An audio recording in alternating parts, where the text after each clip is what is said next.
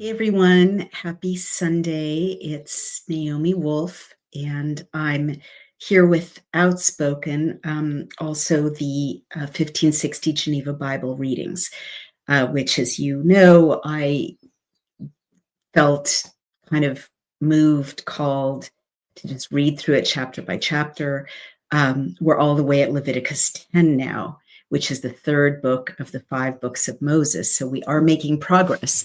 And if you go ahead and look up 1560genevabible.com, if you can't afford or don't happen to have the gigantic hardcover Geneva Bible, which is a beautiful book, if you can afford it, wonderful. If not, read along on the internet version or on your phone. 1560 Geneva Bible, and we're also comparing that to the Revised Standard Version as usual, and the Hebrew in Chabad.org. And it's a really intense chapter today. Let me give you a little bit of background. I went to a Shabbat event at Chabad in Brooklyn, I think 2 weekends ago. And I was very, very moved by it. I really never kept Shabbat in a serious way for a whole 24-hour period. And I did. And it was quite transformational. And I've done it again yesterday. And I tried to do it, the Shabbat before last. It's not easy in a culture such as ours to be off your phone, off television, off screens, not driving, not shopping, not engaging in business. Sorry, that's my dog greeting the FedEx guy, but Brian has it under control. But I did manage to do most of those things yesterday. And I have to say, I really, whether you're Jewish or not Jewish, doesn't matter. Shabbat is for everyone. And, it's right there in Genesis. On the 7th day, God rested and ordained a day of rest. So interestingly, the 7th day, which is Saturday, got transposed, I believe, during the Middle Ages to Sunday, which is the first day. I don't really know why, but a number of people who have studied this have said that is weird that God's holy day got kind of transposed to a whole different day. I haven't gone down that rabbit hole, but suffice to say, whether you observe it on Shabbat, on Saturday, sundown to sundown, or if you're Christian on Sunday, I think God will appreciate it. Let's put it that way. And you'll appreciate it. I could not believe what it did to my brain to not have social media, not be checking my phone, not be available for texts or calls. It was just like time became a river. And I was able to really hang out with my thoughts, which we all need to do at least once a week. And I was able to really be aware of how much these technologies hijack not just our thoughts, but kind of our soul. When I went to Chabad, the Shabbat celebration, there was a song that we sang on Friday night, which was something like, I look forward to, I'm going to spend time with the Holy One. And you sort of think, well, God's busy. I'm just one person. He's got a lot of people to look after and animals and nature. But when you do clear the decks for Shabbat, you really do have this experience of hanging out with the Holy One, which is quite amazing. So I highly recommend it. Just experiment with it. I just nearly kicked over my light, and you'll be amazed. And I think your family will also appreciate it, because there's absolutely something about being fully present to your loved ones. Just, if you just start with just one day a week, fully present, no distractions. I'm getting a thumbs up. Right there to chat or go for a walk or read a book or play a game, which I think is all completely kosher. Obviously not a video game, but, I think I need to check on that actually, because maybe Monopoly, not so much, but, however you find your way to turning the world off. I think that I think those rabbis who kind of codified Shabbat, well, God codified Shabbat, really knew what they were doing, because the human family, human relationships, human marriages, I don't think can survive the hustle and bustle and the demands of the material world without one day a week stepping out of human time and into kind of transcendent time and just being together in a state of rest and love and enjoying food together and nature and conversation. So I am a big fan. I really am. And my wonderful husband, who's not Jewish, is kind of accompanying me to some extent on this journey. So it's just fantastic, and I'll keep you posted. Point is that when I lit the candles on Friday night, which the woman of the house is supposed to do, and again, experiment with this, right? I really recommend it. You're really inviting the Sabbath bride to come into your home, and you light them at sundown, and you can check with Chabad or with the internet before sundown, when is sundown really that evening. But you say blessings over the candles, and then the man of the house, it's quite gendered, which I think is fine, blesses the bread and blesses the wine. But it's really the mom who's kind of the gatekeeper for the holiness of Shabbat, which I personally, and especially in this time when women are being completely erased from culture, I find that very beautiful and refreshing. The other thing I find beautiful and refreshing is there's a prayer in the Shabbat kind of songs and psalms that you sing on Friday night or that you share together as a family, which I think is awesome as a woman and as a mom and stepmom. And it's called Eshet Chayil. And this is... it means woman of valor.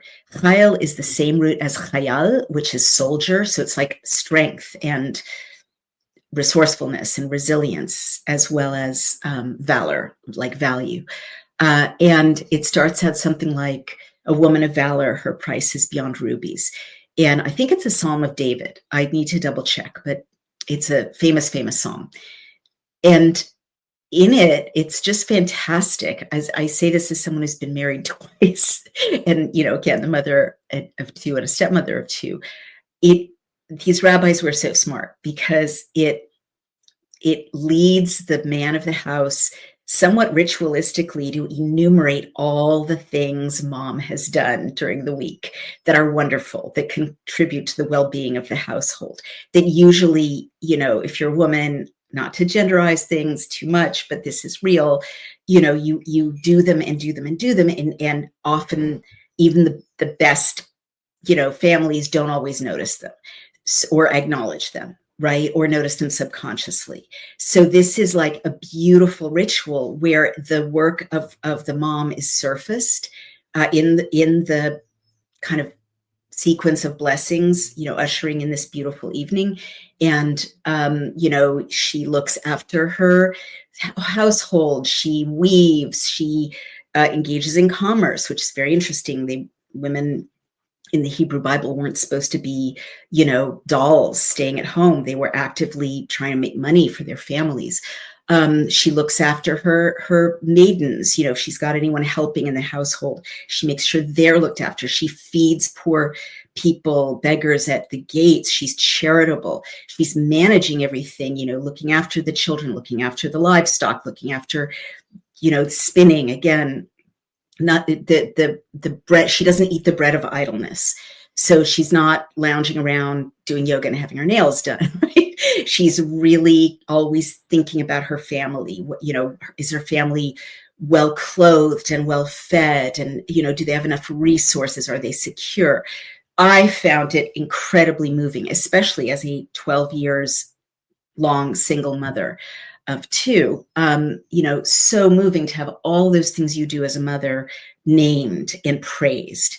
And I can see that, so many marriages founder because each person feels not appreciated. And women certainly often feel not appreciated when they've got small children, especially, or elderly parents. And this is just such a quite beautiful way, and you can experiment with it yourself. You don't have to be Jewish to say the Eshet Chayil to your wife or girlfriend, whoever is your partner in running the household and helping you raise your children. It's such an easing of the stresses of the weekday as you transition into Shabbat. It's such a kind of a praise, enumerated praise, which is what the female brain needs, right? For all the things mom has done in the course of the week. So I highly recommend it. And where am I going with this? At the end of Shabbat, you do something called Havdalah. And Havdalah is also the lighting of a candle. It's a different candle. It's braided together. And I need to find out more about the symbolism of that. I'm kind of learning with you all. But it's beautiful. It's like it has multiple wicks, right? And you bless it, and then you dip it at the end of the Havdalah service in wine, as I recall. It was just me, so I didn't do all of this. I did light a Havdalah candle, and I said the prayer. But one of the prayers for Havdalah is Baruch Atah Adonai, blessed are you, God, creator of the universe, who hamavdil ben kodesh lechol, who distinguishes lehavdil, Havdalah, right? It means division, like distinguishing. Ben, between kodesh, holy, vechol. Now, chol is a really interesting word. And the Revised Standard Version in the chapter we're about to read translates it as common. Hey everyone, it's Naomi Wolf of Daily Clout. Have you ever wondered why your brain can feel foggy even when you're eating clean and exercising? It might not be burnout, it could be parasites. Groundbreaking research from Dr. Alan McDonald reveals a direct link between chronic parasite infections and neurological diseases, such as multiple sclerosis. Parasites can cause inflammation, nerve damage, and long-term cognitive decline.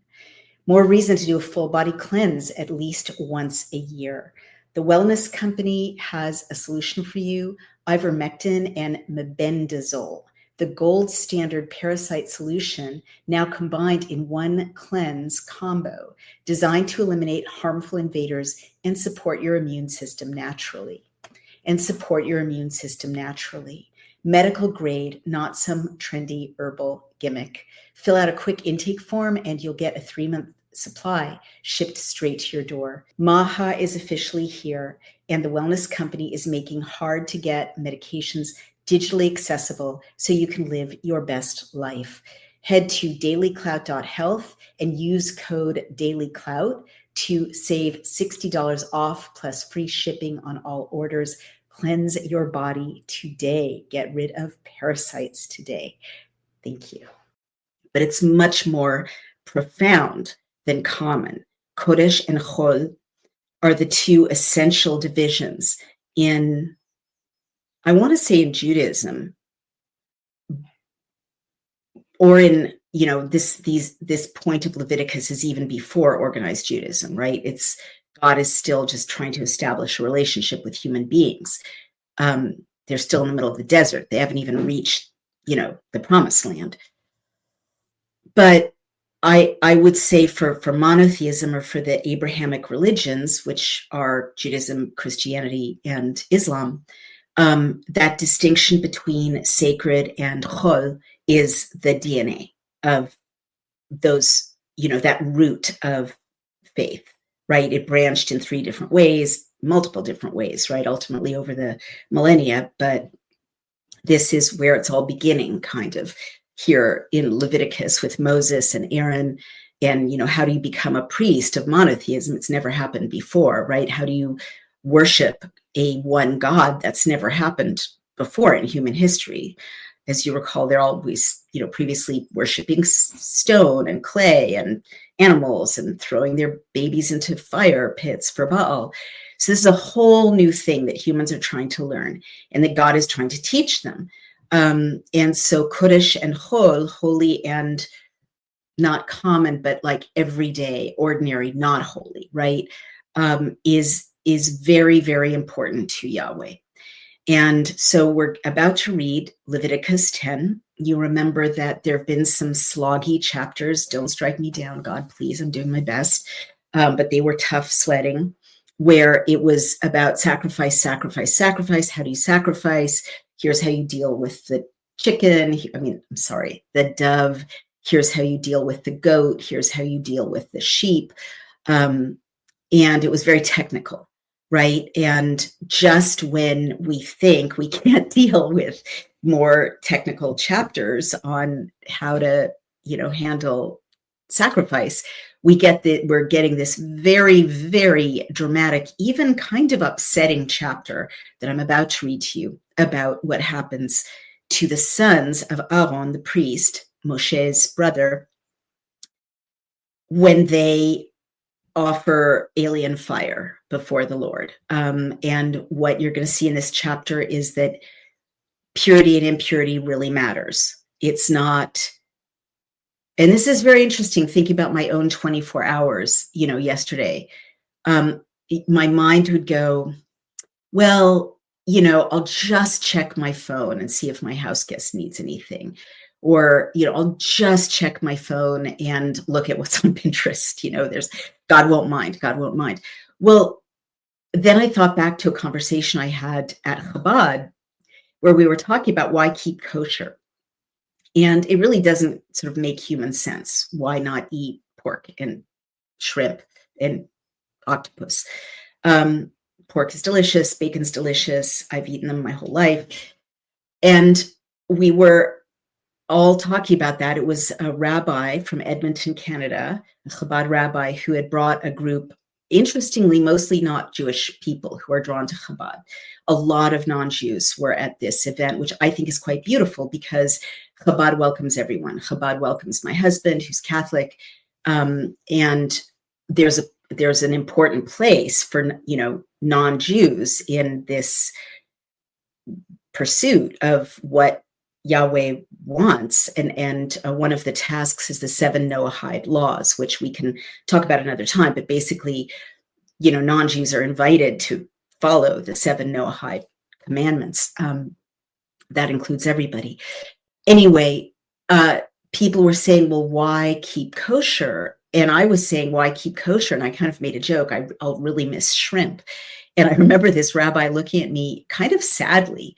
They're very not judgmental. They're very not critical. But he did give me a sad look, like that's kind of not funny. And he said something like, it was so honest. He said something like, we don't know. There's not really a human answer to that. But all we know is that God asked us. And the unspoken was kind of, God gave us all these other gifts, all the other things to eat, this beautiful view outside full of trees and water and animals and our loved ones and our bodies and our children and the ability to speak and create music and art and worship him and, culture. And, God gave us all these gifts and life itself, right? And he's asking us not to eat pork and shrimp, okay, right? It doesn't seem like that much to ask. And it was interesting. This young Orthodox woman was a speaker, and she said something like, when you go to the store, there's so many different kinds of tomato sauce. And if someone says, can you pick up tomato sauce? They're like 200 different kinds of tomato sauce, fire roasted, organic, not organic, with sugar, without sugar, gluten-free. And if a person says, could you please get me gluten-free tomato sauce without sugar, just get that person what they asked for, And this actually kind of made sense to me, because in these chapters, we don't know why God wants us. We don't know. We really don't. God doesn't say why, you shouldn't eat pork or shrimp, really, except that they're not clean. They're not fitting. And in this chapter we're about to read, God really doesn't say why it's so important to follow his directions about offering sacrifice exactly the way he spelled them out. but you really get the feeling of, it's serious. God isn't asking us for that much. There's like 10 commandments and 7 Noahide laws. It's not that much. Don't steal, don't lie, honor your father and mother, don't commit adultery, sacrifice in the following way. But that what he's showing us is he really means it, right? And so I was just thinking about my own mind and observing it during Shabbat. And it's like, he won't mind if I just look at real estate in Brooklyn. Well, maybe he really does mind. Maybe he's like all of us. We all want our love language, right? We all want to be acknowledged by the people with whom we're in an intimate relationship in the way that matters to us. I'll give you one tiny example. I am sensitive to electromagnetic fields, and my husband rightly is trying to get rid of the mice in our country house here in the middle of the woods. So he will plug in one of those little things when we leave that emits a magnetic field that is annoying to mice and drives them away. However, when I come home, I can feel it, but I don't know where it is. And he's usually, bless him, forgotten, right? So when I find them, I'm like, honey, I know you don't believe it, right? He doesn't believe it. He doesn't believe that I can feel the pulsing from this thing, but I can. The point is, he doesn't have to believe it. It matters to me. And that's what love is. Like, okay, you're a different person. I don't know why, you're so attached to not having the mouse thing in the house, but I love you. I will remove it. God is just like us. I mean, God's like us. That's what we're really finding in today. Like, we are like God and God is like us. We need certain things from our families, our husbands, our wives. God needs some stuff from us. He created us for a love relationship with him, but that doesn't mean blowing him off, or disregarding him or disrespecting him, even if we don't understand why this. Okay. So that's, it turns out that it's quite serious. And from my little experiment with Shabbat, I did find that doing these seemingly quite random things that God asked for me to do on Shabbat, like not engage in transacting with money, not turn electronics off and on. It really did clear out more space for him, right? It really did. And it made me a, nicer wife, nicer mom, more peaceful activist. I mean, I'm sure I have plenty more work to do. And, the effects are supposed to last into the week, but I'm sure it takes repetition. I'm not saying 24 hours of Shabbat cured me of all my, failings. But maybe God really knows better than we do what clears out space for him. All right. And so he is absolutely clear in these chapters of Leviticus that he has a dialectic in this material world, and it's sacred and profane, is the Renaissance language, right? Kodesh v'chol. And profane isn't like sexually explicit profane. That's more of a modern definition. But in the Renaissance, sacred meant sacred, and profane meant that which was not sacred. All right. So let's dive right in. And I have new reading glasses, so I don't have to lean right into your view to read the screen. So let's start with chapter 10. Nadab and Abihu are burnt is the subhead. Israel mourns for them, but the priests might not. The priests are forbidden wine. All right, that's the commentary of the Geneva Bible, 1560. But Nadab and Abihu, the sons of Aaron, took either of them his censer and put fire therein and put incense thereupon and offered strange fire before the Lord, which he had not commanded them. And the note says, all this must be understand of the preparation of the sacrifices which were burnt after. They actually don't annotate strange fire here. That's really interesting. Therefore, thus, a fire went out from the Lord and devoured them, so they died before the Lord. And you remember, this should elicit an echo. A few chapters back, a fire went out from the Lord and consumed the sacrifice, and people saw it and fell on their faces. Then Moshe said unto Aaron, this is it that the Lord spake, saying, I will be sanctified in them that come near me, and before all the people I will be glorified. But Aaron held his peace. And Moshe called Mishael and Elzaphan, the sons of Uzziel, the uncle of Aaron, and said unto them, come near, carry your brethren, your brothers, from before the sanctuary out of the host, meaning out of the crowd of the children of Israel. Then they went and carried them in their coats out of the host, as Moshe had commanded. After Moshe said unto Aaron and unto Eleazar and Itamar his sons, uncover not your heads, neither rend your clothes, lest you die, and lest wrath come upon all the people. But let your brethren, your brothers, all the house of Israel, bewail the burning which the Lord has kindled. So for the children of Israel, rending your garments is a symbol of mourning the dead. And go not ye out from the door of the tabernacle of the congregation, lest ye die. For the anointing oil of the Lord is upon you. And they did according to Moshe's commandment. And the Lord spoke unto Aaron, saying, you shall not drink wine nor strong drink, you nor your sons with you, when you come into the tabernacle of the congregation, lest you die. This is an ordinance forever throughout your generations, that ye may put difference between the holy and the unholy. I'm going to read that again because it's so important. That you may put difference between the holy and the unholy, and between the clean and the unclean, and that ye may teach the children of Israel all the statutes which the Lord has commanded them by the hand of Moshe. Then Moshe said unto Aaron and unto Eleazar and to Itamar his sons that were left, take the meat offering that remains of the offerings of the Lord made by fire, and eat it without leaven beside the altar, for it is most holy.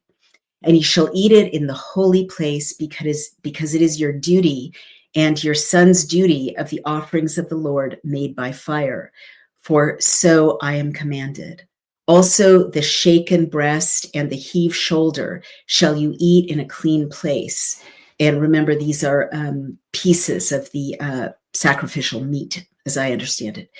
You and your sons and your daughters with you, for they are given as your duty and your son's duty of the peace offerings of the children of Israel. The heave shoulder and the shaken breast shall they bring with the offerings made by fire of the fat, to shake it to and fro before the Lord. And it shall be yours and your sons with you by a law forever, as the Lord has commanded. And Moshe sought the goat that was offered for sin, and lo, it was burnt. Therefore he was angry with Eleazar and Itamar, the sons of Aaron, which were left alive, saying, wherefore, why have ye not eaten the sin offering in the holy place, seeing it is most holy? And God has given it to you to bear the iniquity of the congregation, to make an atonement for them before the Lord. Behold, the blood of it was not brought within the holy place. You should have eaten it in the holy place as I commanded. You should have done it the way God said. And Aaron said unto Moshe, behold, this day have they offered their sin offering and their burnt offering before the Lord, and such things as you know are come unto me. If I had eaten the sin offering today, should it have been accepted in the sight of the Lord? So when Moshe heard it, he was content. All right. So that is the 1560 Geneva Bible. Pretty intense, pretty serious. The sons of Aaron had their own ideas and brought Esh Zav, and we're going to see what that is in Hebrew. But the 1560 Geneva Bible translates it very poetically as strange fire before the Lord. All right. Let's see. Let me just double check that was strange fire before the Lord. That's right. Now let's go to the Hebrew. I always wonder at this point, should I read the Revised Standard Version and end with the Hebrew? I think I should, because that's more uplifting. So the Revised Standard Version, I just noticed some, I wouldn't say mistranslations, but our theme throughout, tendentious translations. So Nadab and Abihu each took his censer, put fire in it, and laid incense on it, and offered unholy fire before the Lord, such as he had not commanded them. So it's not really unholy. It really isn't. Like, that's the theme throughout is the church knows, the church knows, the church knows, with these later translations into English. It isn't unholy. It's something different, zar, and we'll get to that in a minute. Much closer to strange or alien. And fire came out and came forth from the presence of the Lord and devoured them. They died before the Lord. You have to stay healthy and well at times like this. You know that I often have suffered from mobility issues, and now I don't. Part of my lifestyle is Native Path collagen. So Native Path's collagen formula is made with ingredients that are scientifically developed to increase bone mineral density, support tissue recovery, reduce wrinkles, enhance hair thickness, and strengthen nails. Who wouldn't want more collagen with all of these benefits? So right now, when you visit getnativepath.com/dailyclout, you can stock up on Native Path collagen for up to an incredible 45% off today, plus free shipping. Every order comes with a 365-day money-back guarantee. You can try it risk-free today. It is a single ingredient formula with no fillers, additives, or artificial sweeteners, and it's third-party tested for heavy metals, which makes sure that it is pure and safe. It's flavorless. You can add it to anything. I add it to my oatmeal. You can add it to coffee or smoothies. Its formula makes it more bioavailable, meaning it's absorbed more easily and mixes without clumping. And the best part is Native Path is offering amazing bundle deals, 3 or 6 packs at a fraction of the price of other brands. With over 4 million jars sold, 1 million happy customers, 8,000 5-star reviews, and a 365-day no-risk guarantee, Native Path is a trusted choice, and they offer an 800 number. You can ask any question. A real person is waiting to help. You can join a private Facebook community. I love these people. Share recipes, success stories. So that's getnativepath.com/dailyclout and start your experience of transformation today. And so the other word that leaps out is draw near, carry your brethren from before the sanctuary out of the camp. So it's not a sanctuary, really. That sounds so churchy. It really is the temple of meeting, as I recall, Ohel HaMoed. And so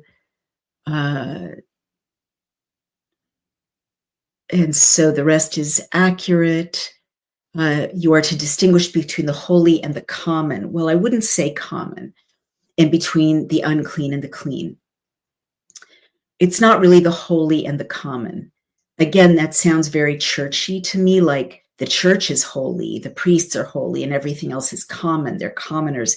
It's not that. Chol is the word that is being mistranslated here as common. And it's much more like that Renaissance sacred and profane, right? It's the holy and the other than holy, okay?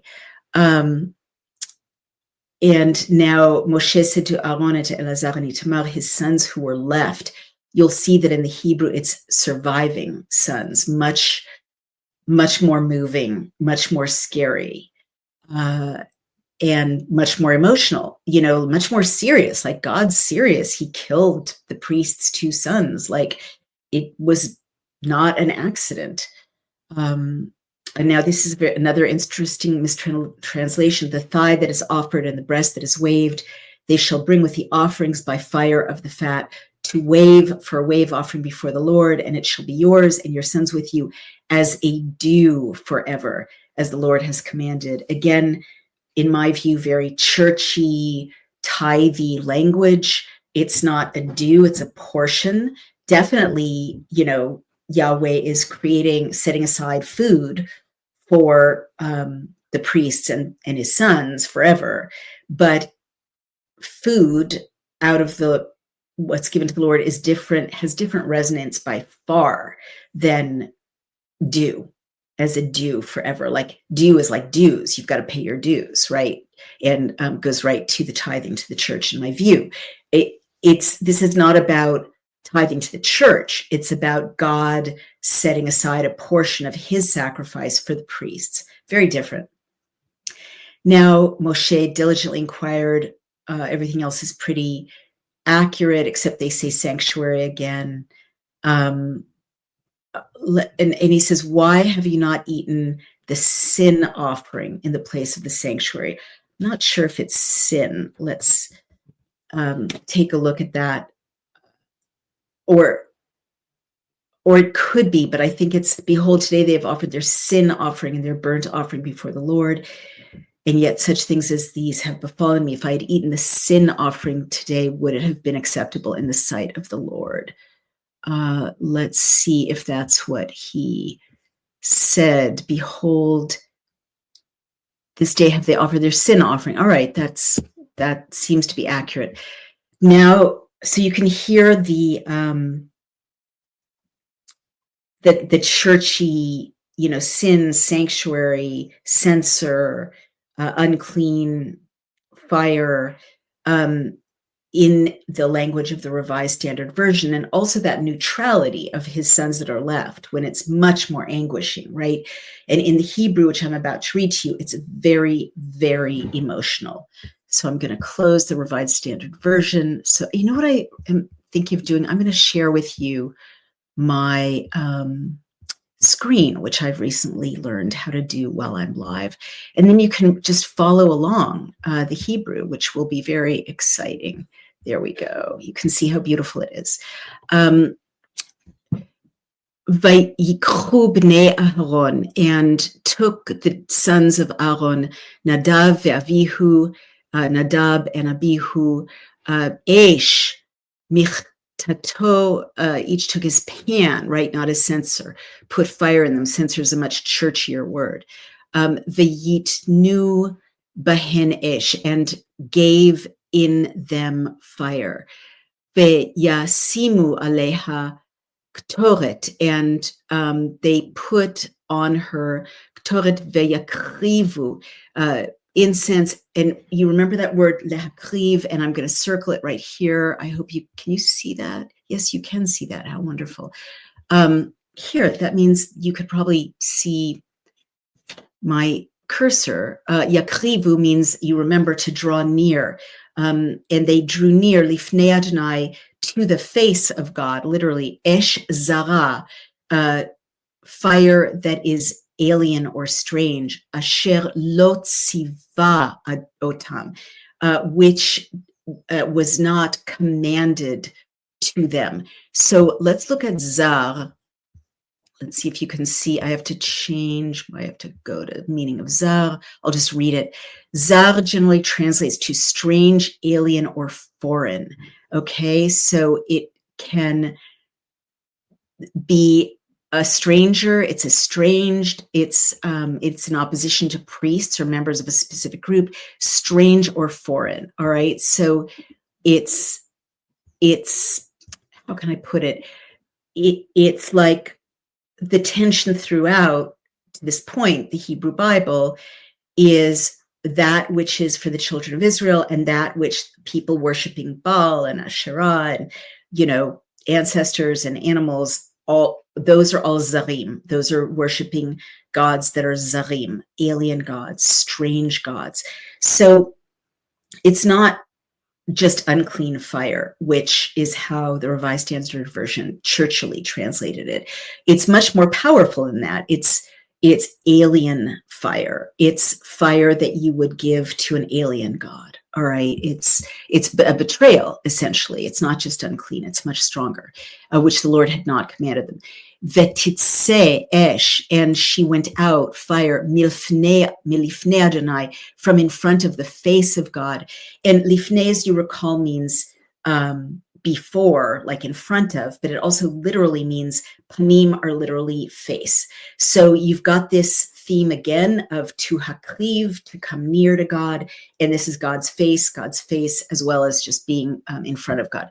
Milifnei Adonai vetochalotam, much stronger than, and consumed them, right? So and she went out, fire, from the face of God. So in the Hebrew, the fire comes right out of the face of God, right? Vetochalotam, and ate them.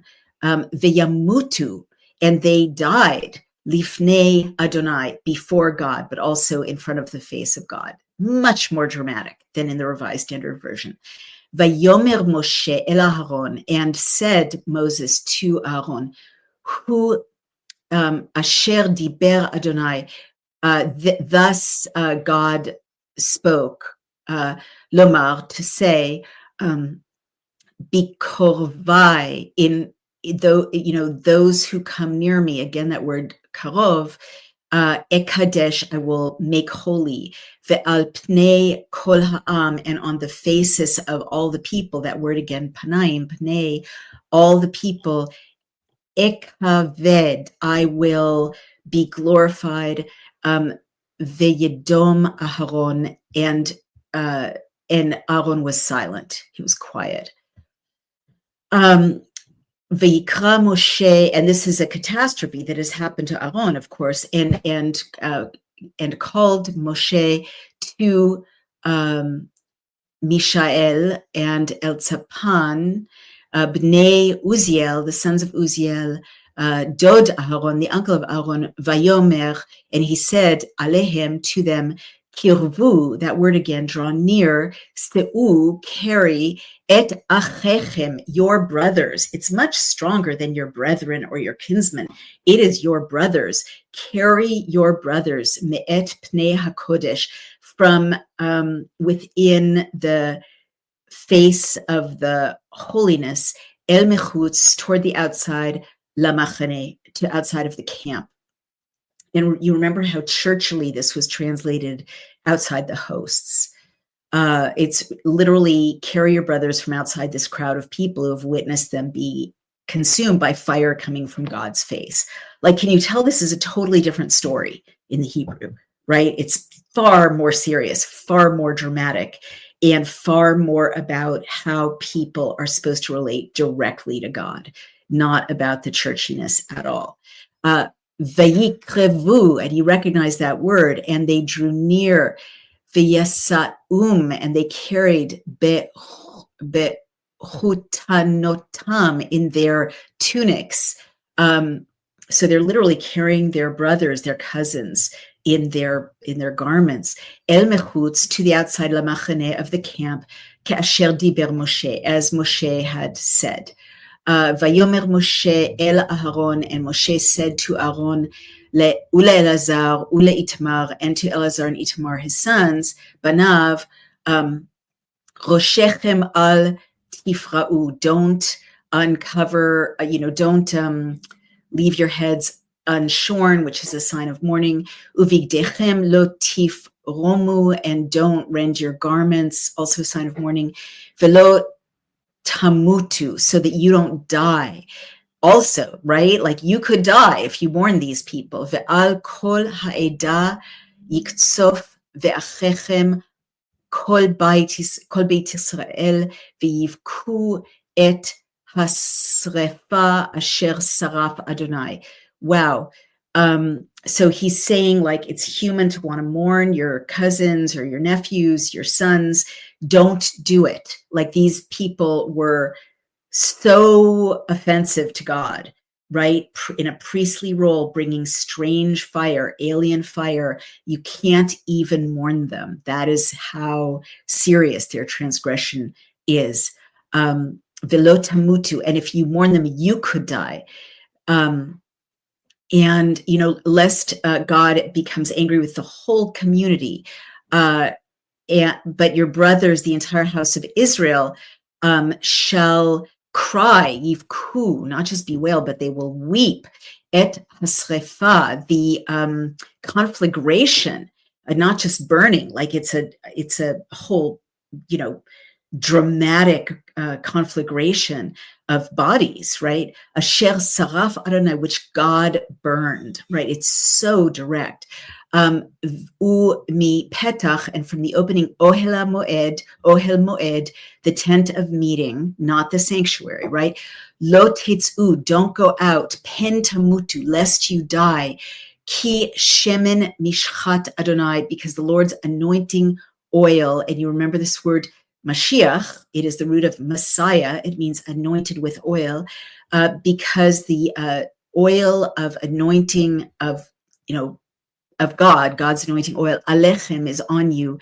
Ve'asu ki dvar Moshe, and they did according to Moses' word. Ve'deber Adonai el Aaron lomar, and God spoke to Aaron, saying, Yain ushechar, wine and strong drink, lo tishte, don't drink, ata, you, uvanecha, itcha, or your sons with you, bevochem el ha'ohel, when you come toward the tent, ohel moed, the tent of meeting, velo tamutu, lest you die, or really literally, and you die, kat olam ledorotechem. This is a chok, a law, olam, forever, means also world, ledorotechem, to your generations. And this is the centerpiece of it that I can't stress enough. Ulehavdil, and you remember that word havdalah. I was talking about it. It's what I did last night in lighting the havdalah candle, to distinguish, lehavdil, to make a border, a separation, lehavdil, bein hakodesh uvein hachol, between the holy and between the everyday, the not holy, the profane, right? This is more accurate, the holy and profane. Uvein hatameh, uvein hatahor.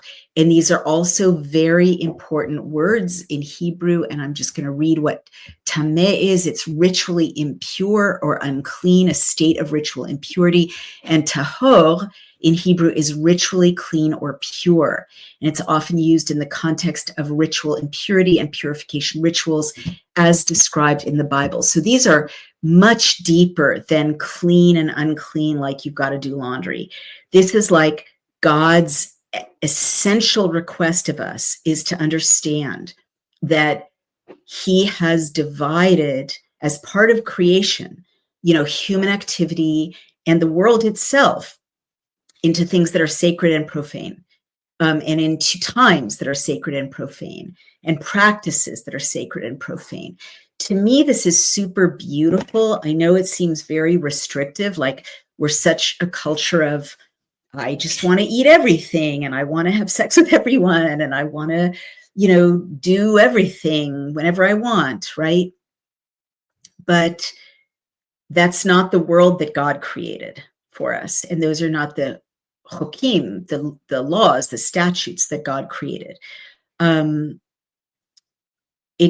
dimension really doesn't exist. And reading through the Leviticus, like reading to date, has changed my life substantially, because when I say this is quite beautiful, you could say it's restrictive, but it's really beautiful. To me, it's really beautiful because to God, everything human beings do matters. And when I had a vision, which I've shared with you, that seemed quite transcendental, that was also a message, like nothing we do doesn't matter, right? There's no such thing as just a little white lie. There's no such thing as, I'll just have a, text flirtation. It's not really committing adultery if I'm in a committed relationship with someone else. There's no such thing as God will, turn away. Like, it's not a big deal. It's a big deal. Like, everything we do is either tahor or tomei. And it's very clear, there's not that much ambiguity, right? I mean, I guess rabbis for the last 2,000 years have been kind of hair splitting about what does it mean to keep kosher? What does it mean to be ritually pure and impure? But the basics, the 10 Commandments and the 7 Noahide laws, they're very straightforward. And so, we may not go and contribute burnt goats and sheep periodically to a tent of meeting in the middle of the camp where we live because times have changed. But what God is asking from us morally is super clear and really, really matters. Like, the beautiful part is that it really, really matters. I do want to say, this is why, I've always wanted to be honest with you guys. I'm always honest with you guys, but even when it's controversial, because of passages like this,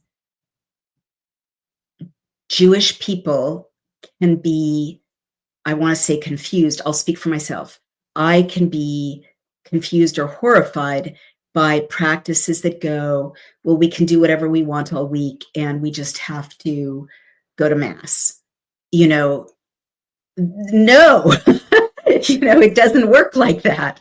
It does not work like that. Or, we can do whatever we want all week and just in the Middle Ages, just buy an indulgence. Right? You're in grave danger if you think like that.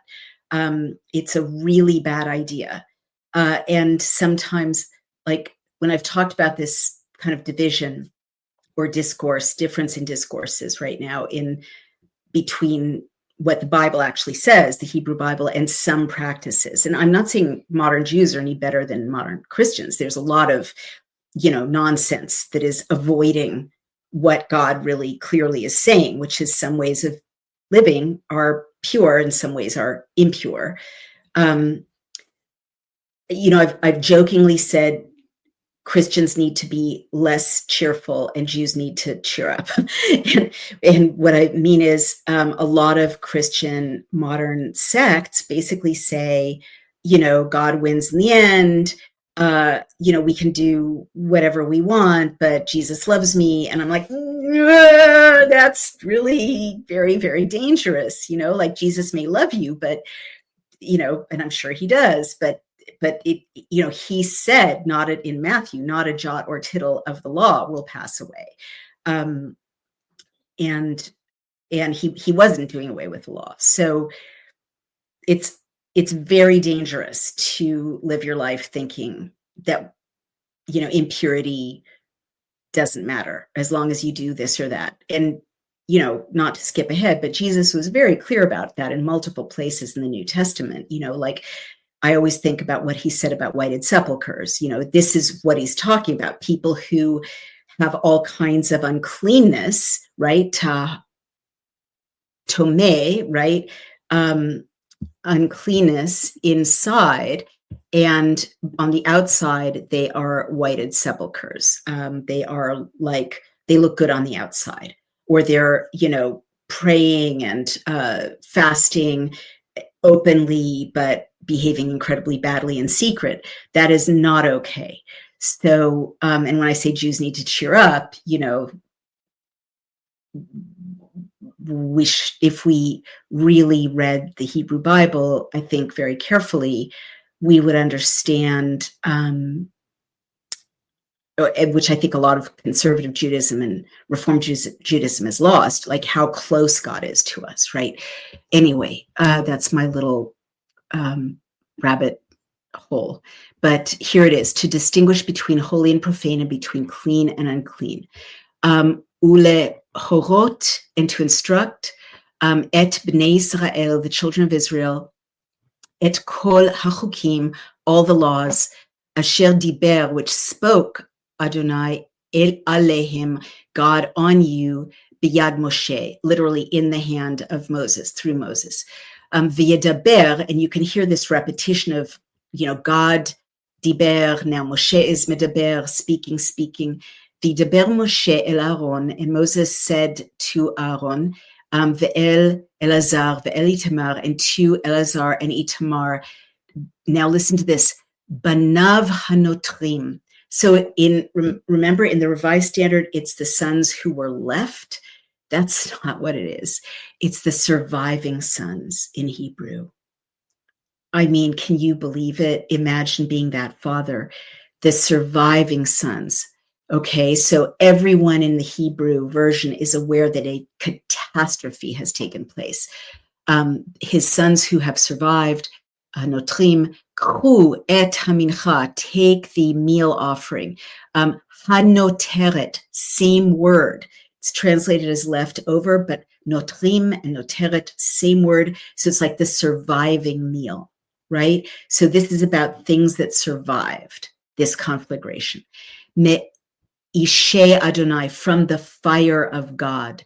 Ve'achluha, and eat her, matzot, unleavened loaves, matzah, the same word, etzel hamizbeach, beside the altar, ki kodesh kadashim hu, and you know that word kodesh by now, because kodesh kadashim, because holy of holies, right? Holiness of holies, it is.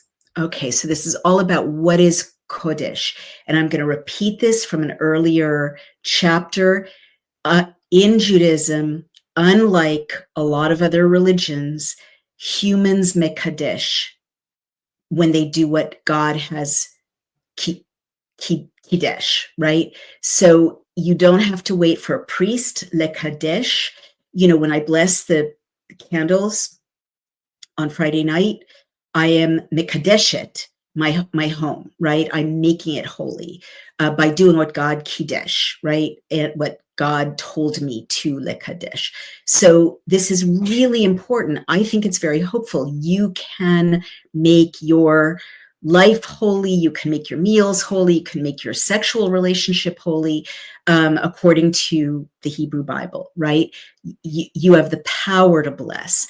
I had this debate with Brian. You know, I said in English, blessed art thou, O Lord our God. And he said, why are you blessing God? God is blessed. And it's like, I know God is blessed. God knows God is blessed. But when humans say, Baruch atah, we are participating in, it's like, I love you, like you're blessed. We're participating in the same energy of blessedness that God lives in, right? So it's for us. It's not for God. God doesn't need our blessings. He does to be in a relationship with us. Okay, so I hope that's hopeful. Ve'achalatam ota, and you will eat them b'makom kadosh, in a holy place. Ki chakecha v'chok banecha hu, because a law to you and oh, no, I'm sorry. Ki chakecha, because a portion to you.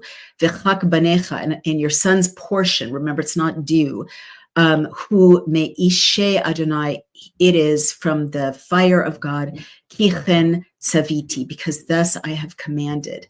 Ve'et chazeh, and the chest. Chazeh still means chest. Hatnufa, the waving of the chest. Ve'et shuk hatchuma, and the thigh of the raising up, tochlu, eat them, b'makom tahor, in a pure place or a clean place, ata uvanecha uvnotecha, you and your sons and your daughters, itcha, with you, ki chakecha, because that is your portion, v'chak banecha, and your son's portion, nitnu mizbechei shalmei bnei Israel, they have been given, nitnu, matana is a gift, from the peace offerings, or it just means the peace of the children of Israel.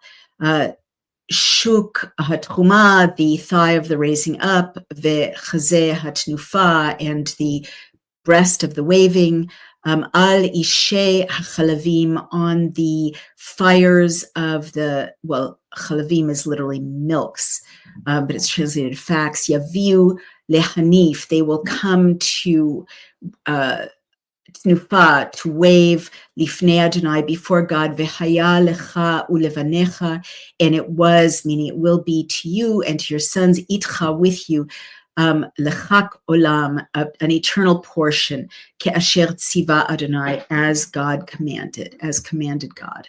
And you hear the echo of these sons are gone. They were consumed by fire. But this going forward, you're going to sit and eat this food, this sacred food with your sons and your daughters with you. So God is definitely stressing you've lost these two sons because they messed up. They're dead. I consumed them with fire. But going forward, if you align with what is holy, you will eat this food forever, leolam, with your sons and your daughters with you. Your family will be intact. She'ir hachatat, and Moses thoroughly investigated Doresh Darash. Really interesting word. Doresh is the same root as midrash, which means commentary or criticism, to doresh, to interpret sacred text. So it's also investigate. Doresh Darash Moshe, Moses. Vehine Saraf, he investigated, and here Saraf v'yitzaf al Elazar ve'al Itamar bnei Aharon hanotrim lomar. He looked into the sin offering he-goat, and behold, it had been burned.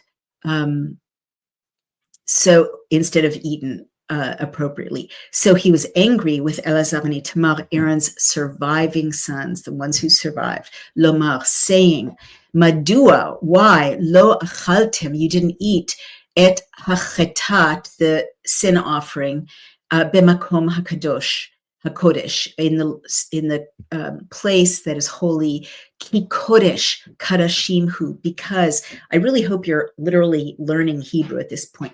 Ki kodesh kadashim hu, because holy of holies he is.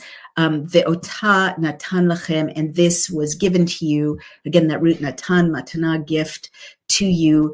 Le set et on, to gain forgiveness for the sin, ha'edah lechaper, of the community, to atone, alehim, on them, lifnei Adonai, it before the face of God.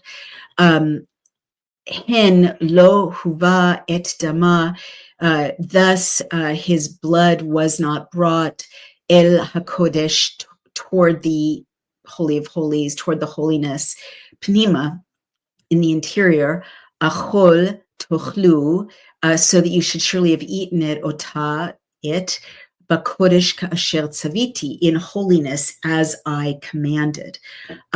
So Moshe is really saying, like, seriously, you have to do what I'm telling you God wants you to do. You can't improvise. It's not open to debate, or interpretation. You're supposed to do it the way God asked.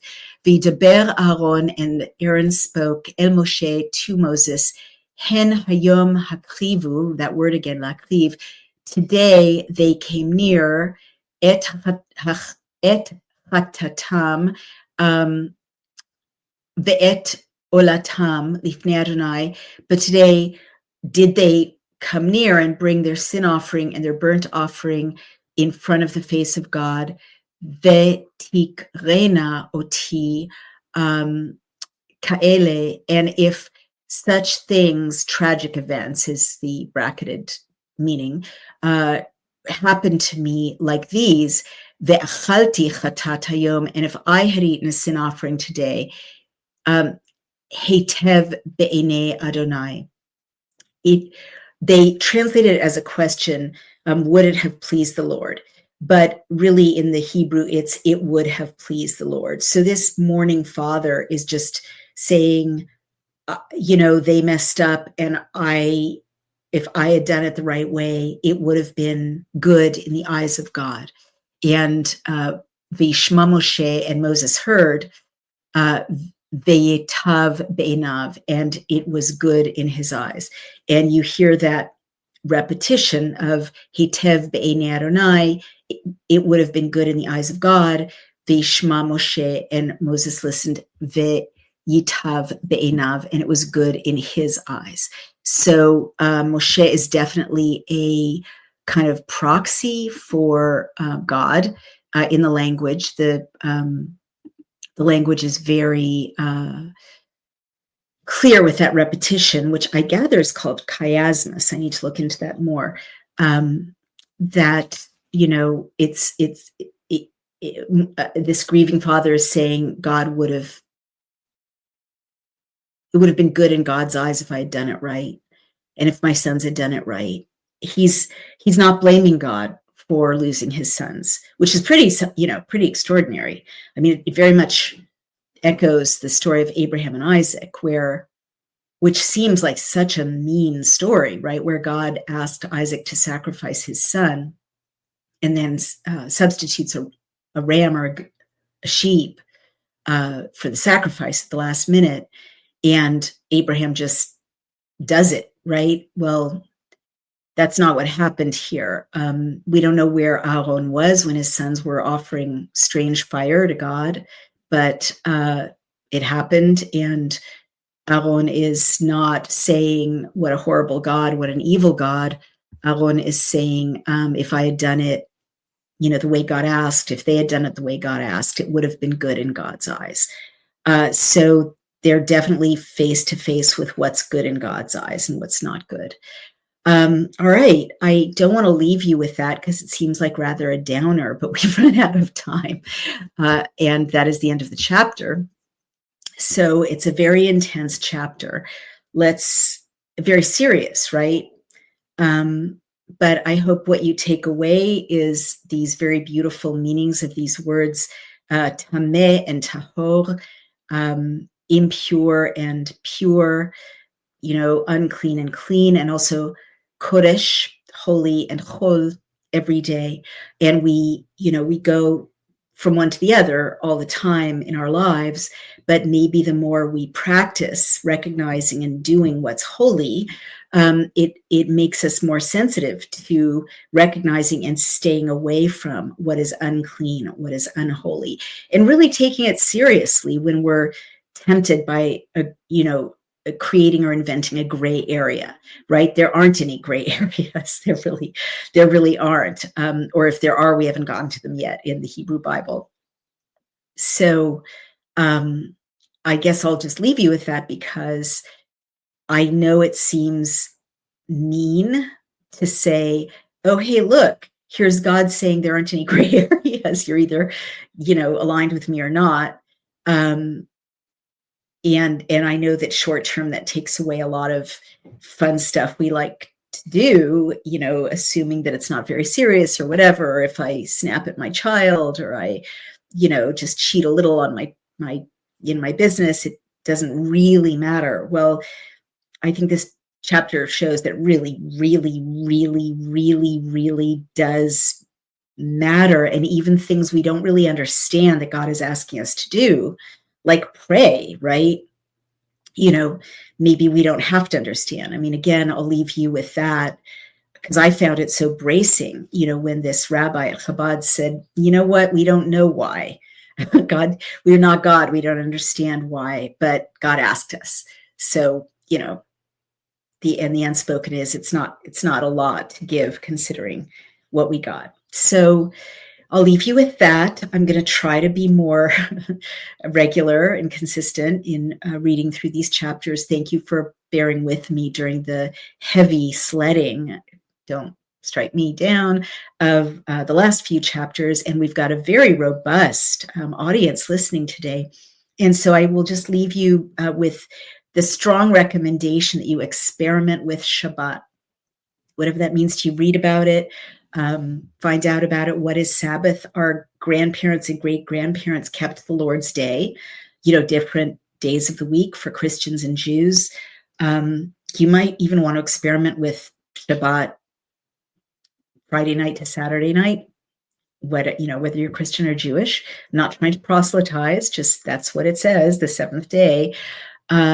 Experiment however you want. I don't think there's any wrong way to experiment with getting closer to God, as long as there's this framework, right, that we're given, which is a beautiful ethical and moral framework. I hope you have a Yom Rishon Kadosh, a very holy, sacred, blessed Sunday, and I will see you soon. I really need your help to keep doing these videos.